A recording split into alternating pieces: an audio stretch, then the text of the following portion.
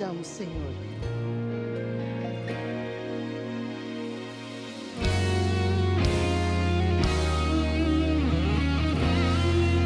Louve comigo, diga. Eu sei que foi pago um alto preço para que contigo eu fosse um meu irmão. Quando Jesus derramou sua vida, Ele pensava em ti, Ele pensava em mim, pensava em nós. Louve o Senhor, diga assim. Eu sei que foi pago um alto preço para que contigo eu fosse um meu irmão. Quando Jesus derramou sua vida, Ele pensava em ti, Ele pensava em mim, pensava em nós, e nos via redimidos por seu sangue, lutando o bom combate do Senhor, lado a lado trabalhando, sua igreja edificando e rompendo as barreiras pelo amor.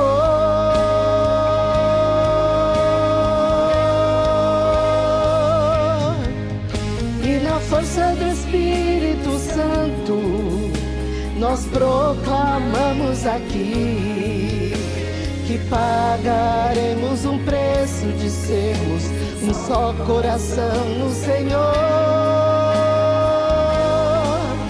E por mais que as trevas militem e nos tentem separar, com os nossos olhos em Cristo, unidos iremos andar. Aleluia. E nos via redimidos por seu sangue, lutando um bom combate do Senhor, lado a lado trabalhando, sua igreja edificando e rompendo as barreiras pelo amor.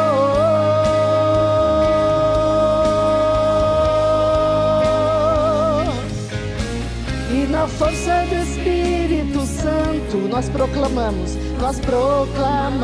aqui que pagaremos um preço de sermos um só coração no Senhor.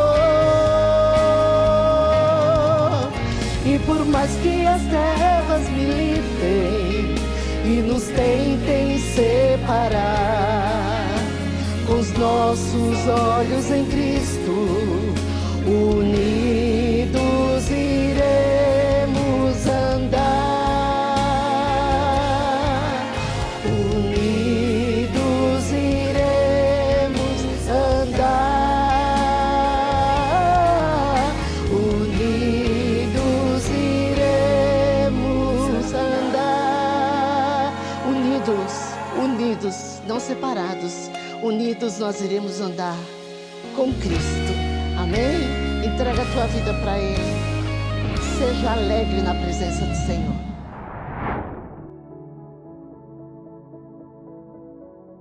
A paz do Senhor, amada igreja, irmão e irmã, sejam bem-vindos a mais um culto da série Falando de Deus. E hoje nós daremos sequência àqueles cultos que nós temos como tema Filhos. No culto passado, nós estudamos sobre 2 Reis 4, de 1 a 7, onde a palavra nos relatou, nos mostrou a angústia daquela viúva que buscou no profeta uma resposta a uma luta que ela estava passando, porque os seus filhos estavam sendo requeridos para pagar uma dívida contraída por seu marido, o profeta Obadias.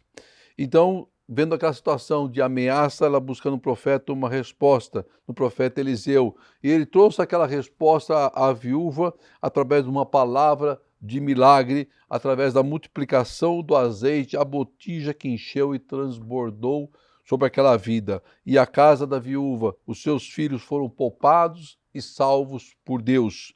Hoje, nós daremos a sequência desse estudo, dessas 3 pregações, cujo tema é filhos, também usando passagens onde Eliseu foi usado grandemente por Deus. E nós vamos continuar a leitura lá de 2 Reis 4, só que agora do versículo 8 ao versículo 17. Do versículo 8 ao 17. E eu te convido, se assim for possível, a abrir a sua Bíblia. Então, 2 Reis 4, do versículo 8 ao 17. Amém? Então diz assim a palavra de Deus, versículo 8. Certo dia, Eliseu foi a Sunem, onde uma mulher rica insistiu que ele fosse tomar uma refeição em sua casa. Depois disso, ele sempre que passava por ali, ele parava para uma refeição. De modo que ela disse ao marido: sei que esse homem que sempre vem aqui é um santo homem de Deus.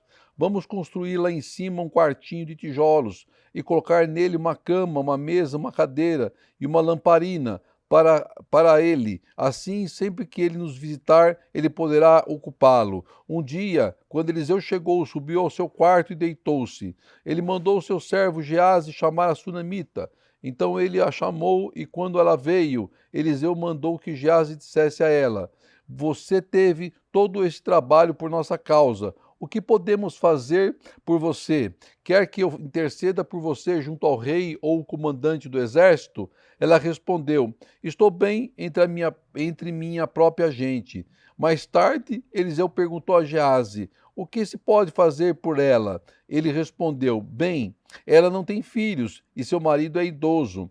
Então Eliseu mandou chamá-la de novo. Geazi a chamou e ela veio até a porta. E ele disse: por volta desta época, no ano que vem, você estará com o filho nos braços. Ela contestou: não, meu senhor, não iludas a esta tua serva, ó homem de Deus.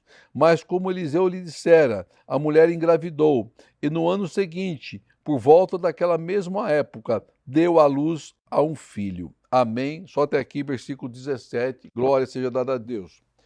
Nessa segunda parte do estudo sobre filhos, temos alguns personagens na leitura que nós acabamos de fazer. Primeiro dele, Eliseu, nós já falamos, que sabemos que ele era um profeta de Deus, que sucedeu o profeta Elias. O segundo, Geazi, que era um servo de Eliseu, assim como ele foi servo de Elias. E a sunamita, que era uma mulher de Sunem, ou uma mulher sunamita, descrita como sendo uma mulher muito importante naquela cidade. E seu nome não é divulgado na Bíblia, então nós não sabemos o nome dela. Então, na primeira parte do versículo que lemos, o 8 e o 9, nós temos um relato de como a mulher sunamita tratava um profeta de Deus, como ela agia, como ela se procedia com o profeta de Deus. Então, o versículo 8 diz, que Eliseu foi para Sunem, passou para aquela região.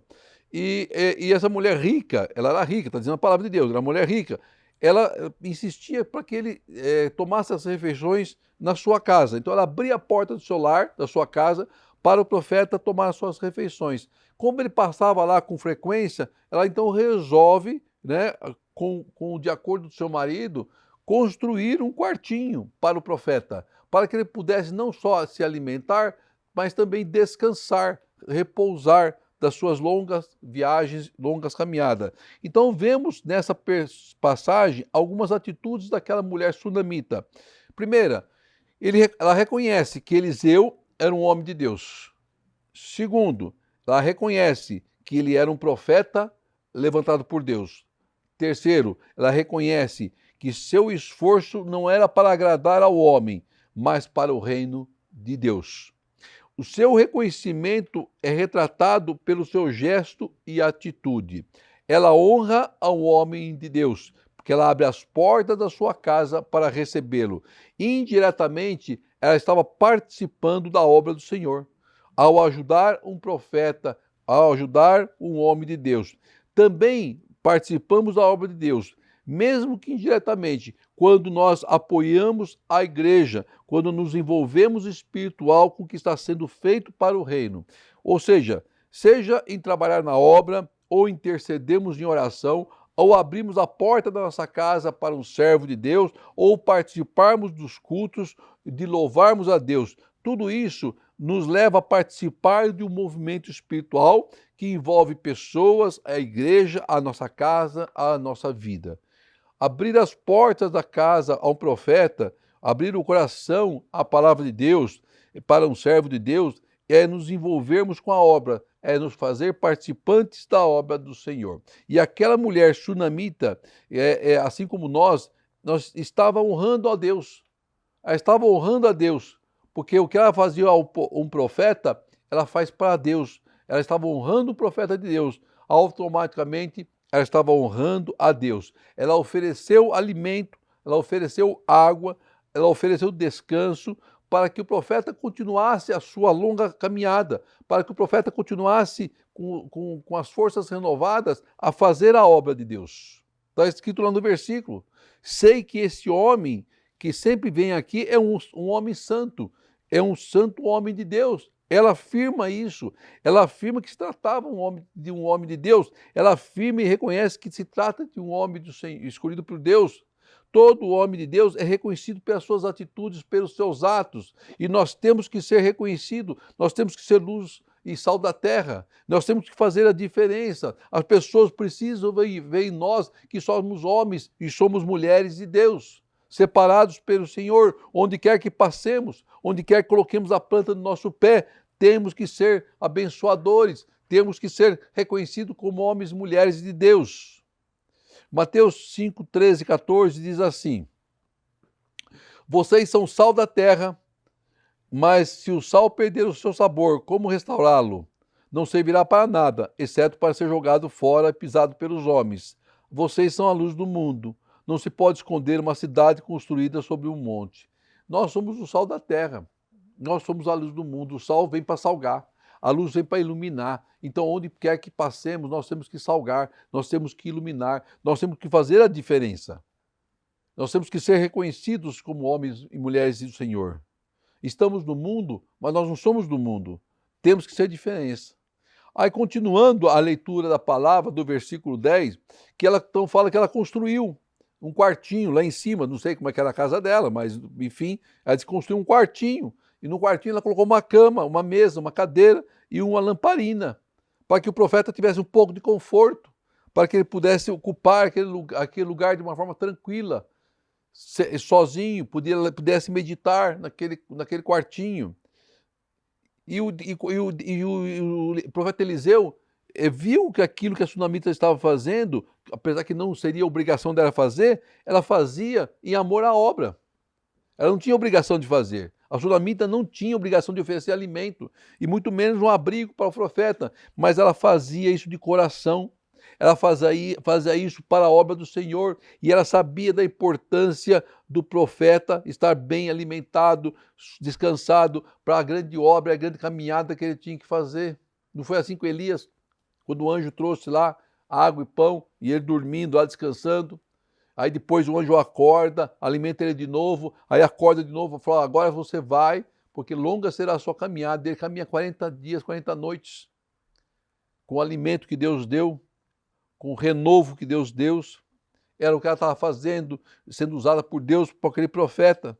Ela estava ofertando a Deus parte do seu alimento, ela estava dando uma oferta para Deus. A gente fala que quando fala de oferta, só pensa em dinheiro, financeiramente, mas não. Ela estava ofertando a Deus, dando ao profeta alimento. Ela estava ofertando a Deus, dando ao profeta água. Ela estava ofertando a Deus, dando ao profeta um espaço na sua casa, um lugar na sua casa. Era um gesto de amor ao profeta.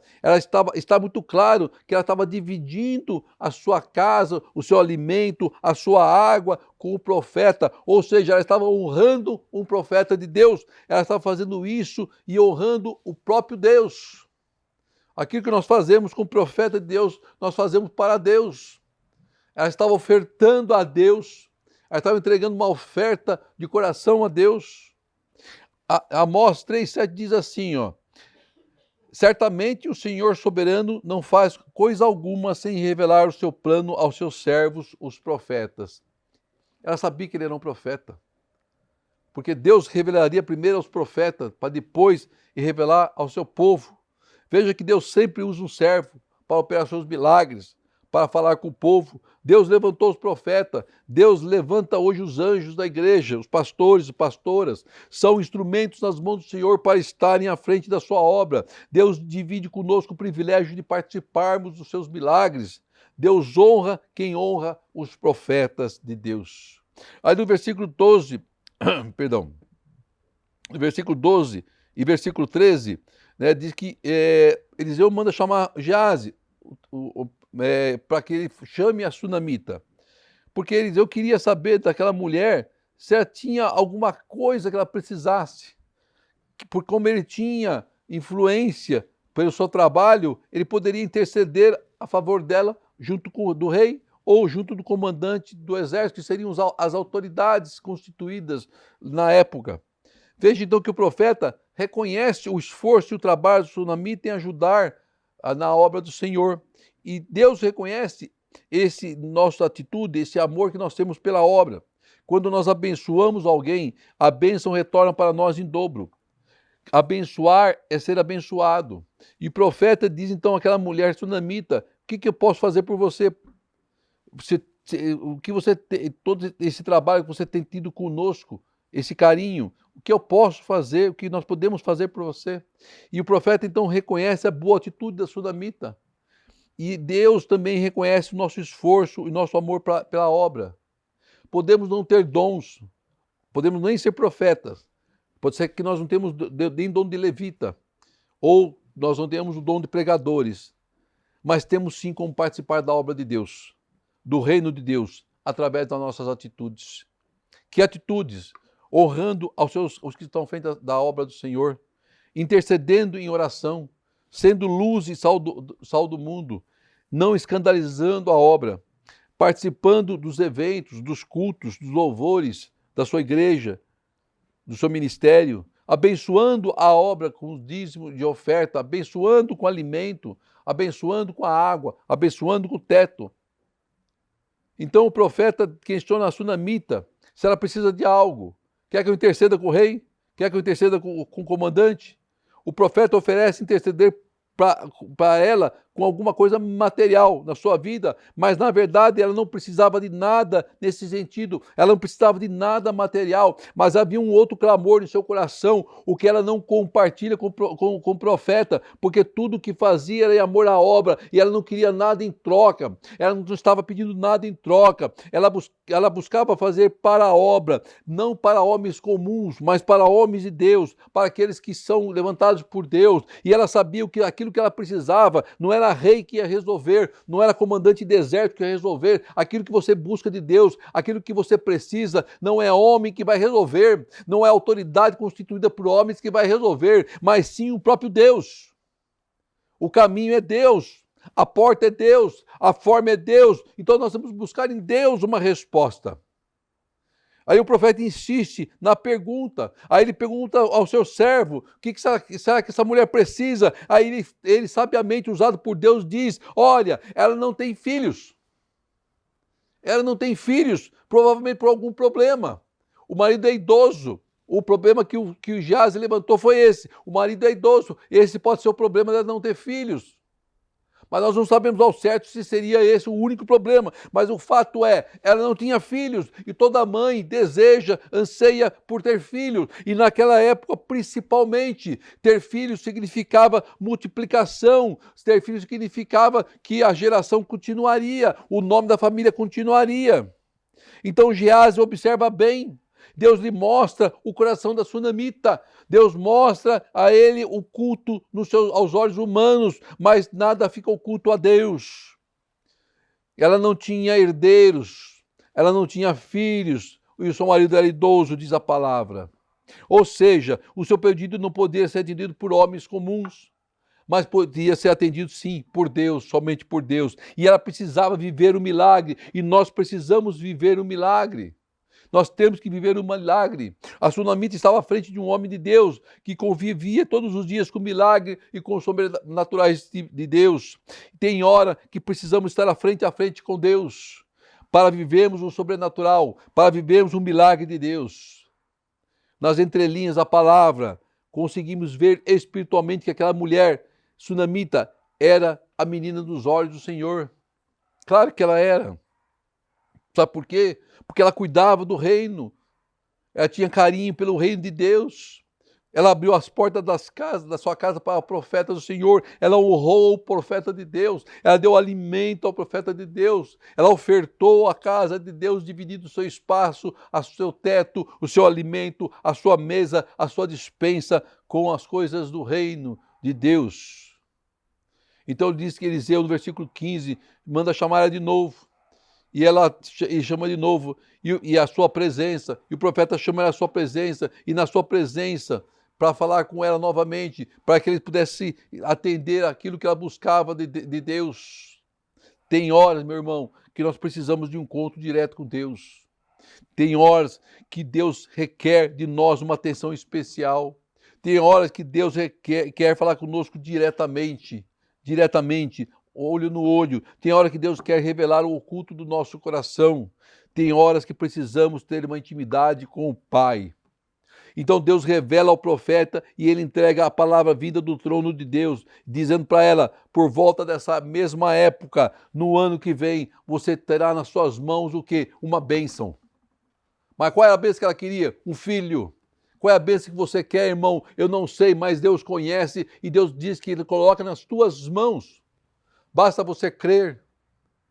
Basta você crer. Para aquela mulher, a bênção que ela buscava era filhos. Na tua vida, eu não sei o que você tem buscado de Deus, mas Deus conhece a tua vida, conhece o teu coração, e Deus colocará nas tuas mãos para que você possa abraçar a tua bênção.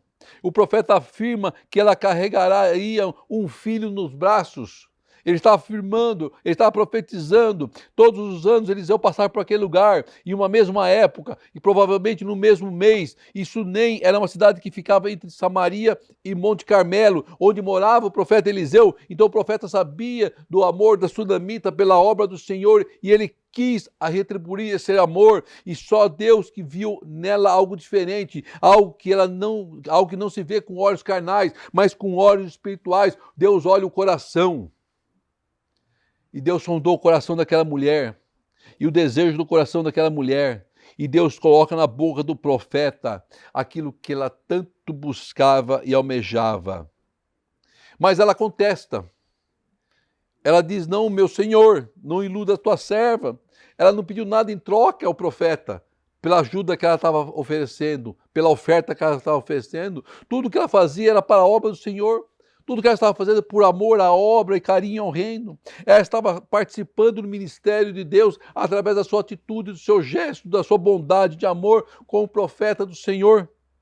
Mas Deus olhou para o seu coração, assim como Deus olha para o nosso coração.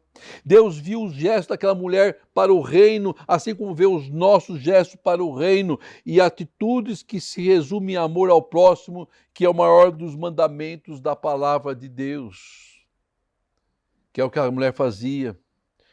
Lá está em Marcos 12, 30, que ame ao Senhor, o seu Deus, de todo o seu coração, de toda a sua alma, de todo o seu entendimento e de todas as suas forças. E o segundo mandamento é este: ama seu próximo como a ti mesmo. Ama seu próximo como a ti mesmo. O resultado do gesto dela foi traduzido em quê? Bênção. Ela sabia das suas limitações como mulher e de seu marido, por isso não tinha filhos. E na época era muito importante que ela tivesse filhos, para que o nome da família tivesse continuidade. Assim como hoje, filhos são bênçãos em nossas vidas. E Deus honrou a palavra do profeta. Deus sempre vai honrar a palavra de um profeta. E Eliseu fala para ela que ela engravidaria, e no ano seguinte, quando ele voltasse naquele lugar, ela teria nos braços a sua bênção, o seu filho. Deus honra e sempre honrará a palavra de um profeta de Deus. Eu já passei por isso, por essa experiência. E Deus nunca deixou de honrar a sua palavra. Não para a glória do homem, mas para a glória do nome do Senhor. Deus conhece nossas petições, sabe do nosso caminhar. Então honre os profetas levantados para o Senhor, pelo Senhor. Como Pai é maravilhoso e bondoso para com teus filhos, para conosco. Deus quer passar isso para as nossas gerações. Se nós, como Pai terrenos, fazemos de tudo pelos nossos filhos, quanto mais nosso Pai Celestial. Está lá em Lucas 11:13. Depois você vai lá e vai ler. A sunamita não tinha filhos e toda mulher sonhava em ter filho. E Deus coloca em seus braços o que tanto ela desejava. Deus quer colocar em nossos braços aquilo que nós desejamos, os nossos sonhos, os nossos projetos, os nossos desejos, o nosso futuro. Nessa palavra, filho, ela representa muito mais do que aquilo que nós entendemos quando nós dizemos filho. Filho representava a bênção, filho representava a geração de geração em geração, filho representava a multiplicação, filho representava a alegria, filho representava a família. Por isso que Deus operou o milagre na vida da sunamita, e é por isso que Deus vai operar o milagre em nossas vidas. Glória seja dada a ti, Senhor. Deus conhece o seu coração, Deus conhece o desejo do teu coração, Deus conhece aquilo que você tem ofertado à casa do Senhor. Não estou falando apenas em dinheiro, em monetário, estou falando pelas suas atitudes, pelos seus gestos. E para os filhos, Deus vai nos colocar nos braços aquilo que tanto nós temos buscado da parte do Senhor. Creia, irmão, recebe essa palavra em nome de Jesus. Recebe essa palavra profética em nome de Jesus. Oremos ao Senhor. Querido Deus, amado Pai, aprendemos mais uma vez, Pai amado, o quão carinhoso e quão importante para ti são os filhos, Pai. Nós, Pai querido, a qual nos chamas de filhos, Pai. Herdeiros e co-herdeiros, Pai, do teu reino, Senhor. Tu conheces a intimidade do nosso coração. Tu conheces aquilo que nós tanto desejamos, Pai. Então faça-se conforme a tua vontade na vida da tua igreja, na vida do teu povo, Pai. Como teu servo, teu ministro, Pai amado. Eu abençoo, Pai, o teu povo, a tua igreja. E eu profetizo, Pai amado, que recebamos em nossos braços a bênção que tanto temos buscado do Senhor, a resposta que tanto temos buscado da parte do Senhor, Pai querido. É que eu te peço em Cristo Jesus. Que a graça de nosso Senhor Jesus Cristo, o amor e as doces consolações do Espírito Santo de Deus estejam com todos, hoje e sempre. Amém e amém. Glória seja dada ao seu nome, Senhor. Nos via redimidos por seu sangue, lutando o bom combate do Senhor. Lado a lado, trabalhando, sua igreja